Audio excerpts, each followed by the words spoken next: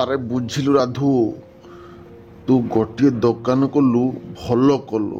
ବାରେ, ମଣିଷ ଏ ବୟସରେ ଘର ବସି ବସି ବିରକ୍ତ ହୋଇଯାଆନ୍ତା। ଏଥର ଭଲ ହେଲା, ତାସ ପାଲିଟା ଗାଁରେ ନ ପକେଇ ତୋ ଦୋକାନ ପାଖରେ ପକାଇବା। ହଁ, ସେଇ ତାସ ପାଲି ଖେଳି ଖେଳି ଗାଁ ଭେଣ୍ଡିଆ ପିଲାମାନଙ୍କୁ ନାଶ କରି ସାରିଲୁନି। ଆଉ ଏବେ କ'ଣ ମୋ ଦୋକାନକୁ ନାଶ କରିବୁ ନା କ'ଣ? ଦେଖ ବା, ଚାଲୁଣି କହୁଛି ଛୁଞ୍ଚିକୁ। ରାଧୁ ଅଜା ନିଜେ ତାସ ଖେଳି ଖେଳି ଆଜି ବୁଢ଼ା ହୋଇଗଲେଣି, ଆଉ ସେ ଆମକୁ ଉପଦେଶ ଦେଉଛି।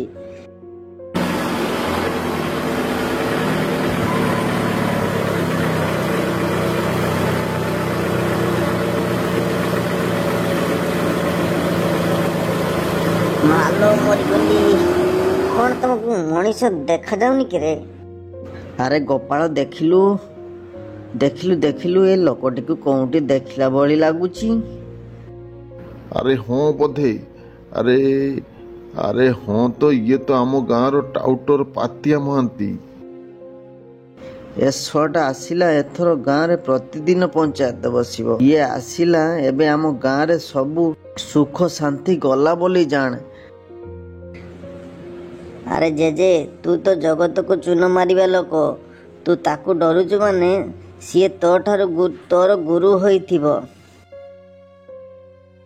ହେ ହେ ହେ ହେ ହେ, ପାଟି ବନ୍ଦ କର, ସିଏ ଆସୁଛି, ବନ୍ଦ କର ପାଟି। କ'ଣ ରାଧୁ ଅଜା, କ'ଣ ଦୋକାନଟା ଭଲ ଲାଗୁଛି? ଭଲରେ ଅଛ ତ? ଆରେ ବାପା ପାତିଆ, କ'ଣ ବହୁତ ଦିନ ପରେ ଫେରିଲ? ଭଲ କଲ। ହଇରେ, ତୁ ପରା ସୁରଟ ପଳେଇଥିଲୁ, କ'ଣ ଛୁଟିରେ ଆସିଛୁ କିରେ?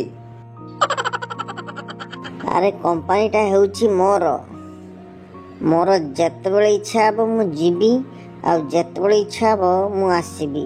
ମୋତେ କିଏ କ'ଣ ଅଟକେଇବ? ତୁ ଶଳା କମ୍ପାନୀର ପିଇସି ପୁଅ ଭାଇ ଆଉ। ହଇଓ ରାଧୁ ଜେଜେ, କିଛି କହିଲ କି ଆଉ? ନାଇଁ ମ, ମୁଁ ତତେ କ'ଣ କିଛି କହିପାରିବି? ମୋ ଜିଭରେ ହାଡ଼ ଅଛି। ବାପା ଆସିଲୁ, ଭଲ କଲୁ। ଯା ଘରକୁ ଯା, ତୋର ବାପା ତୋତେ ଅପେକ୍ଷା କରିଥିବ। ଯା, ଶୀଘ୍ର ଯା। ବୁଝିଲୁ ବାପା, ଏଥର ଏ ଘର ପିଉସୀ ସେ ଘର ମାଉସୀ ହେବାକୁ ଚେଷ୍ଟା କରିବୁ ନାହିଁ, ହେଲା? ହଁ, ଠିକ୍ ଅଛି। ଦିନେ ଦୁଇ ଦିନ ପରେ ସବୁ ଜାଣିଯିବେ ନା। ଆରେ ରାଧୁ ଜେଜେ, 2-3 ଦିନ ହେଲା ରେଳରେ ବସି ବସି ମୋ ଦେହଟା ପୁରା ଗନ୍ଧିଆ ଲାଗୁଛି। ଗୋଟିଏ ମୋତେ 10 ଟଙ୍କିଆ ଭଲ ସାବୁନ ଦିଅ ନା। ଆରେ ଟିକେଟ ନ କରି ଲାଟ୍ରିନରେ ବସିକି ପଳେଇ ଆସିଥିଲୁ କିରେ? ଆରେ ପଇସା ଦେ, ଦେଲେ ମୁଁ ସାବୁନ ଦେବି। ହଇଓ ରାଧୁ ଜେଜେ, ମୁଁ କ'ଣ ଦେବିନି କି ତମକୁ ପଇସା? ତୁ ଆଗ ପଇସା ଦେ, ତାପରେ ଯାଇ ଜିନିଷ ନେବୁ। ଏ ହାତରେ ପଇସା ଦେ, ସେ ହାତରେ ସାବୁନ ନେ। ଆରେ ତଣି ସବୁ ଗାଁ ଲୋକମାନେ ତମର ଏଇ ଛୋଟ ପ୍ରକୃତି ସବୁ ଯିବ ନାହିଁ। ଆଉ ଆମ ସୁରଟରେ କିନ୍ତୁ ଏସବୁ ଚାଲେ ନାହିଁ। ମୁଁ କ'ଣ ପଇସା ଦେବି ନାହିଁ ପଳଉଛି? ନଉନ ନିଅ, କ'ଣ ମନା କରୁଛି କି ମୁଁ? ଆରେ ଦୋକାନରେ ମୋର 500 ଟଙ୍କାର ମାଲ ନାହିଁ, ତୁ ମୋତେ 500 ଟଙ୍କା ଯାଚୁଛୁ? ସେଇ କଥା ମୁଁ କହୁଛି ଜେଜେ। 10 ଟଙ୍କା ନେଇ ମୁଁ କ'ଣ ପଳେଇ ଯାଉଛି କି ଜେଜେ? ଛୋଟ ଛୋଟ କଥାରେ ମୋ ସହିତ ଝଗଡ଼ା କରୁଛ? ପଇସା ଅଛି ତ ଦେ, ଜିନିଷ ନେ। 500 ନୁହେଁ, 10 ଟଙ୍କା ଅଛି ତ ଦେ। ଆରେ ବାପା ପାତିଆ, ଘରକୁ ଯା, ତୋ ବାପାଠୁ ପଇସା ଆଣି ସାବୁନ ନେଇଯିବୁ। ଠିକ୍ ଅଛି, ତମେ ସବୁ ଯାହା ଚାହୁଁଛ ସେୟା ହବ। ଆଉ ରାଧୁ ଦୋକାନୀ ପାତିଆ ମହାନ୍ତିକୁ ସାବୁନ ଦେଲା ନାହିଁ। ସେ ଜାଣି ନାହିଁ ଯେ ପାତିଆ ମହାନ୍ତି କ'ଣ। ଏ ପାତିଆ ମହାନ୍ତି ଗାଁକୁ ଫେରିଛି ମାନେ ଗାଁଟିକୁ ଏପଟ ସେପଟ କରିଦେବ। ହେ ହେ ହେ। ଜେଜେ, ଇଏ କିଏ କି? ତାକୁ 10 ଟଙ୍କାରେ ସାବୁନ ଦେଲନି? ହଉରେ ରାଧୁ, ତୁ କହିବୁ ନା ମୁଁ କହିବି? ଆରେ ଖଜୁରୀ ଗଛର କି ଗୁଣ ଗାଇବି, ମୂଳରୁ ପାହାଚ ପାହାଚ, ୟା କଥା କହିଲେ ରାତି ପାଇଯିବ। ଆରେ ଏଇଟା ପରା ଗୋଟିଏ ଡହରାଟା। ମାନେ କ'ଣ କଲା କି? ଆମ ପୋଖରୀରେ ବିଷ ପକେଇଦେଲା। ତାହାରି ପାଇଁ ଆମେ 2 ଜଣ ଭାଇ ଭାଇ ମଧ୍ୟରେ ବାଡ଼ିଆ ବାଡ଼ି ହୋଇ କୋର୍ଟ କଚେରୀ ଯାଇ ପର୍ଯ୍ୟନ୍ତ ଗଲୁ। ଖାଲି କ'ଣ ସେତିକି? କ'ଣ କହିବି ୟା କଥା।